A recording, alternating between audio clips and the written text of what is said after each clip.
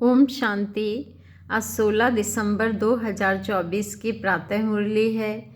इस मुरली में बाबा ने कहा, मीठे बच्चे, यह पावन बनने की पढ़ाई सब पढ़ाइयों से सहज है। इसे बच्चे, जवान, बूढ़े सब पढ़ सकते हैं। सिर्फ 84 जन्मों को जानना है। मीठे बच्चे, यह पावन बनने की पढ़ाई सब पढ़ाइयों से सहज है। इसे बच्चे, जवान, बूढ़े सब पढ़ सकते हैं। सिर्फ 84 जन्मों को जानना है। प्रश्न है, हर एक छोटे व बड़े को कौन सी प्रैक्टिस जरूर करनी चाहिए? हर एक छोटे व बड़े को कौन सी प्रैक्टिस जरूर करनी चाहिए? उत्तर है, हर एक को मुरली चलाने की प्रैक्टिस जरूर करनी चाहिए, क्योंकि तुम मुरलीधर के बच्चे हो। अगर मुरली नहीं चलाते हो तो उच्च पद नहीं पा सकेंगे। किसी को सुनाते रहो तो मुख खुल जाएगा। तुम हर एक को बाप समान टीचर जरूर बनना है। जो पढ़ते हो वह पढ़ाना है। छोटे बच्चों को भी यह पढ़ाई पढ़ने का हक है। वह भी बेहद के बाप का वर्षा लेने के अधिकारी हैं। ओम शांति। अभी आती है शिव बाबा की जयंती। उस पर कैसे समझाना चाहिए? बाप ने तुमको समझाया है, वैसे तुमको फिर औरों को समझाना है। ऐसे तो नहीं बाबा जैसे तुमको पढ़ाता है वैसे बाबा को भी सबको पढ़ाना है। शिव बाबा ने तुमको पढ़ाया है, जानते हो, इस शरीर द्वारा पढ़ाया है। बरोबर हम शिव बाबा की जयंती मनाते हैं। हम नाम भी शिव का लेते हैं। वह तो है ही निराकार, उनको शिव कहा जाता है। वो लोग कहते हैं शिव तो जन्म मरण रहित है, उनकी फिर जयंती कैसे होगी? यह तो तुम जानते हो कैसे नंबरवार मनाते आते हैं, मनाते ही रहेंगे। तो उन्हों को समझाना पड़े। बाप आकर इस तन का आधार लेते हैं, मुख तो जरूर चाहिए, इसलिए गौमुख की ही महिमा है। यह राज सारा पैचीला है। शिव बाबा के ऑक्यूपेशन को समझना है। हमारा बेहद का बाप आया हुआ है, उनसे ही हमको बेहद का वर्षा मिलता है। बरोबर भारत को बेहद का वर्षा था और किसको होता नहीं। भारत को ही सचखंड कहा जाता है और बाप को ही ट्रुथ कहा जाता है, और बाप को ही ट्रुथ कहा जाता है। तो यह बातें समझानी पड़ती है। फिर कोई को जल्दी समझ में नहीं आता है, कोई झट समझ जाते हैं। यह योग और एजुकेशन, बाबा ने कहा, यह योग और एजुकेशन पढ़ाई दोनों खिसकने वाली चीज़ें हैं। उनमें भी बाबा ने कहा, उसमें भी योग जास्ती खिसकता है। नॉलेज तो बुद्धि में रहती ही है, बाकी याद ही घड़ी घड़ी भूलते हैं। नॉलेज तो तुम्हारी बुद्धि में है ही कि हम कैसे 84 जन्म लेते हैं। जिनको यह नॉलेज है वही बुद्धि से समझ सकते हैं कि जो पहले पहले नंबर में आते हैं वही 84 जन्म लेंगे। पहले ऊंचते ऊंच लक्ष्मी नारायण को कहेंगे। नर से नारायण बनने की कथा भी नामी गिरामी है। पूर्णमासी पर बहुत जगह सत्यनारायण की कथा चलती है। अभी तुम जानते हो, हम सचमुच बाबा द्वारा नर से नारायण बनने की पढ़ाई पढ़ते हैं। यह है पावन बनने की पढ़ाई, और है भी सब पढ़ाइयों से बिल्कुल सहज।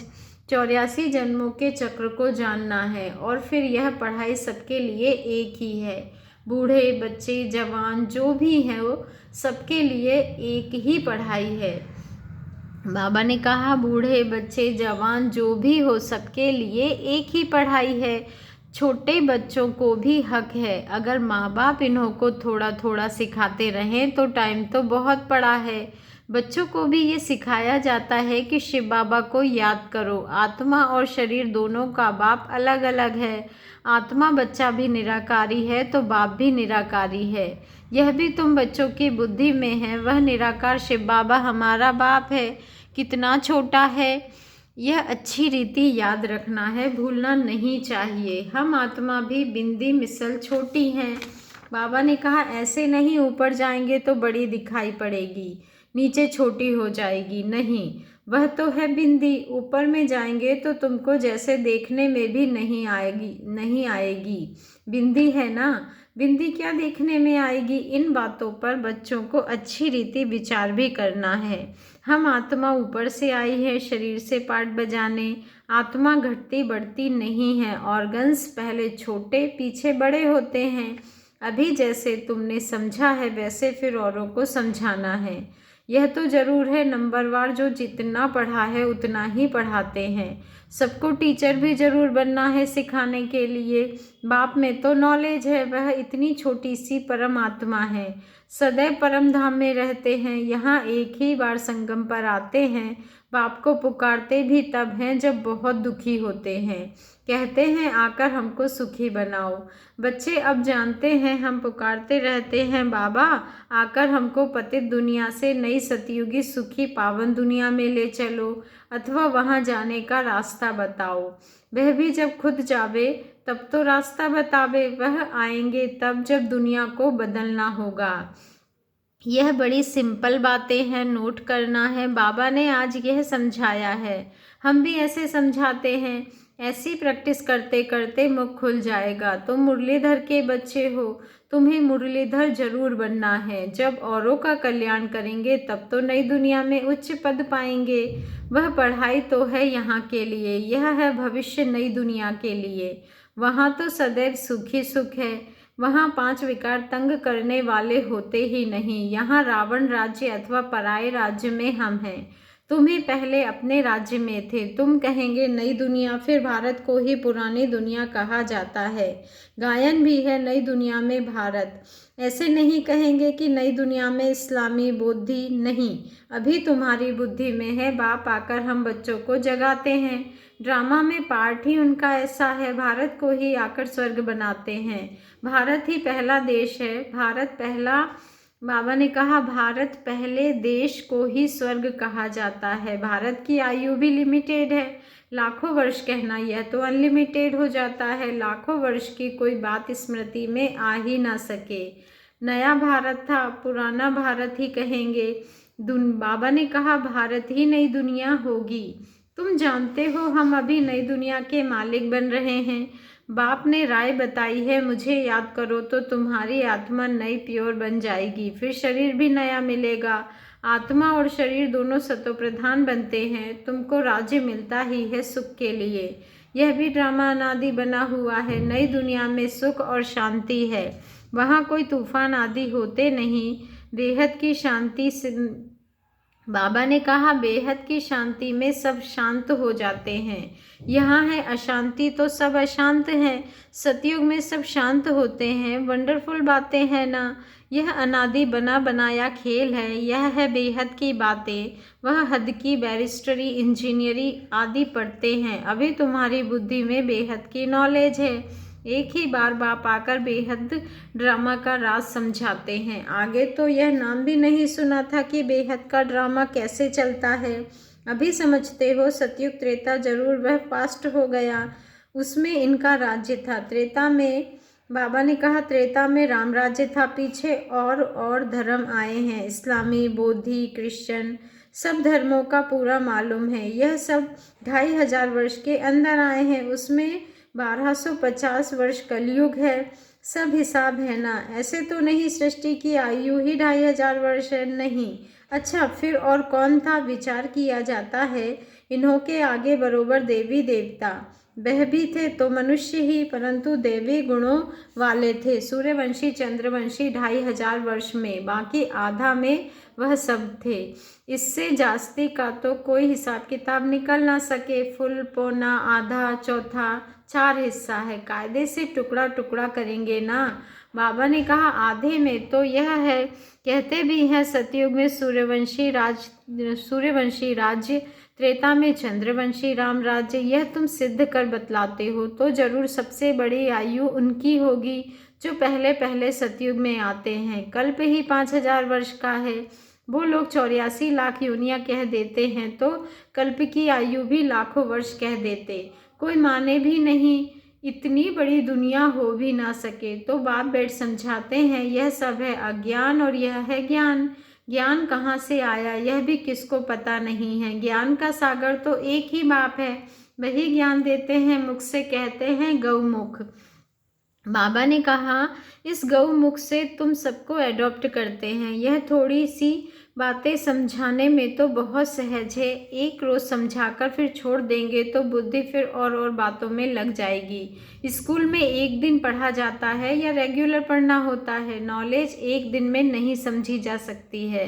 बेहद का बाप हमको पढ़ाते हैं तो ज़रूर बेहद की पढ़ाई होगी। बेहद का राज्य देते हैं, भारत में बेहद का राज्य था ना। यह लक्ष्मी नारायण बेहद का राज्य करते थे। किसको यह बातें स्वप्न में भी नहीं है जो पूछे कि इन्होंने राज्य कैसे लिया। उन्होंने प्योरिटी जास्ती थी, योगी है ना, इसलिए आयु भी बड़ी होती है। हम ही योगी थे, फिर 84 जन्म ले भोगी भी जरूर बनना है। मनुष्य नहीं जानते कि यह भी जरूर पुनर्जन्म में आए होंगे। इन्हों को भगवान भगवती नहीं कहा जाता। इनसे पहले तो कोई है नहीं जिसने 84 जन्म लिया हो। पहले पहले जो सतयुग में राज्य करते हैं वही 84 जन्म लेते हैं, फिर नंबरवार नीचे आते हैं। हम आत्मा सो देवता बनेंगे, फिर हम सो क्षत्रिय, डिग्री कम होगी। गाया भी जाता है पूज्य सो पुजारी, सतो प्रधान से फिर तमो प्रधान बनते हैं। ऐसे पुनर्जन्म लेते लेते नीचे चले जाएंगे। यह कितना सहज है, परंतु माया ऐसी है जो सब बातें भुला देती है। यह सब पॉइंट्स इकट्ठी कर किताब आदि बनाएं, लेकिन वह तो कुछ रहेगी नहीं, यह टेम्परेरी है। बाप ने कोई गीता नहीं सुनाई थी, बाप तो जैसे अब समझा रहे हैं ऐसे समझाया था। यह वेद शास्त्र आदि सब बाद में बनते हैं। यह सब हॉल, बाबा ने कहा, यह सब हॉल लॉट जो है विनाश होगा तो यह सब जल जाएंगे। बाबा ने कहा सतयुग त्रेता में कोई पुस्तक होता नहीं, फिर भक्ति मार्ग में बनते हैं। कितनी चीज़ें बनती है, रावण को भी बनाते हैं, परंतु बेसमझी से कुछ भी बता नहीं सकते। बाबा ने कहा कुछ भी बता नहीं सकते। बाप समझाते हैं यह हर वर्ष बनाते हैं और जलाते हैं जरूर। यह बड़ा दुश्मन है, परंतु दुश्मन कैसे है यह कोई नहीं जानते। यह समझते सीता चुरा ले गए इसलिए शायद दुश्मन है। राम की सीता को चुरा ले जाबे तो बड़ा डाकू हुआ ना, कोई चोरी की। बाबा कहते हैं त्रेता में कहें व त्रेता के अंत में इन बातों पर भी विचार किया जाता है।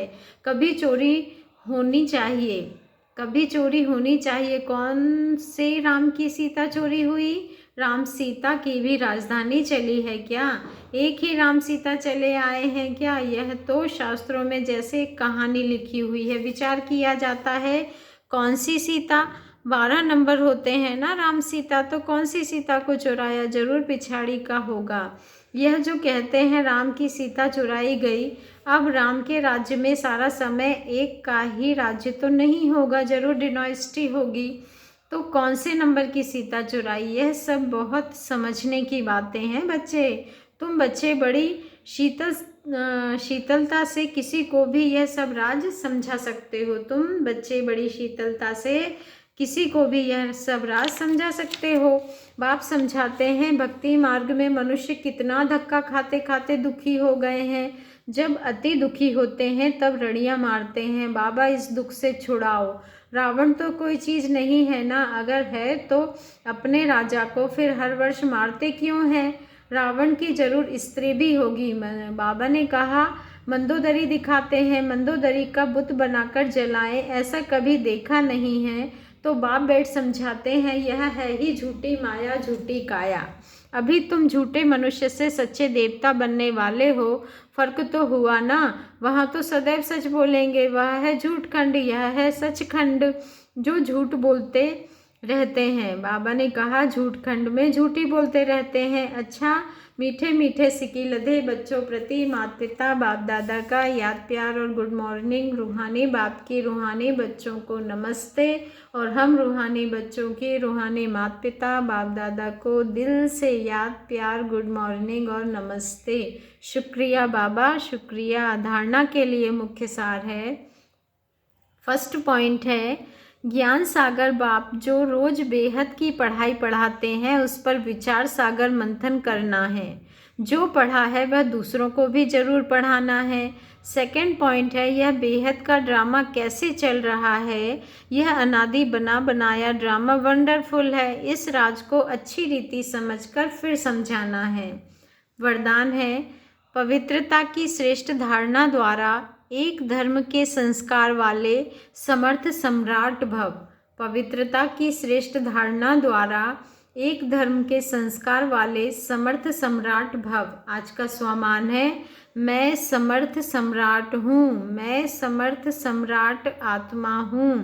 मैं पवित्रता की श्रेष्ठ धारणा द्वारा एक धर्म के संस्कार